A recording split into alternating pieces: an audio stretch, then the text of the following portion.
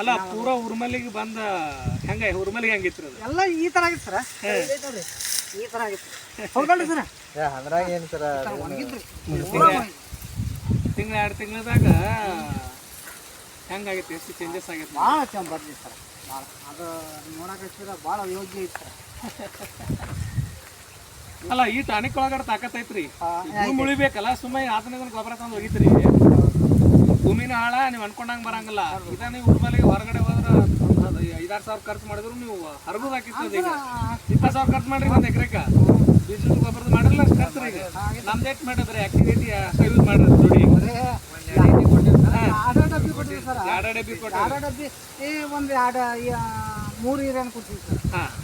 3 ಹಿರಿಯ ಕಟ್ತೀನಿ ಸರ್ ಅದ್ರಾಗ ಯಾವ ರೀತಿ ಕಬ್ಬು ಇತ್ತಂದ್ರೆ ಪೂರ್ತಿ ಅದ ಕಸ ನೋಡಿದ್ರೆ ಅಷ್ಟು ಪೂರ್ತಿ ಕಸ ಇದೆ ಸರ್ ಆಲ್ಮೋಸ್ಟ್ ಅವ್ರಿಗೆ ಬರ್ತಾರ ರೈತರಿಗೆ ಏನು ನೋಡಿದ್ರೆ ಕಬ್ಬಿನ ಹಿಂಗಾಗ್ಬಿಟ್ಟು ಸರ್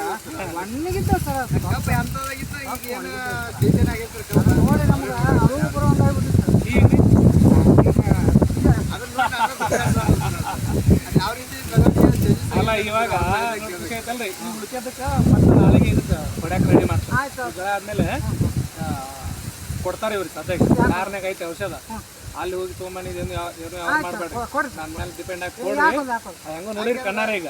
ಈಗ ಕೊಟ್ಟು ಹೋಗ್ತೀನಿ ಎಷ್ಟು ಎಕರೆ ಆಗತ್ತೆ ರೀ ಟೋಟಲ್ ಇದೀಗ ಇದು 3 ಎಕರೆ 3 ಎಕರೆ ಆಗತ್ತಲ್ಲ ಅವಾಗ 3 ಅದು ಬೆಳಿತೈತಿ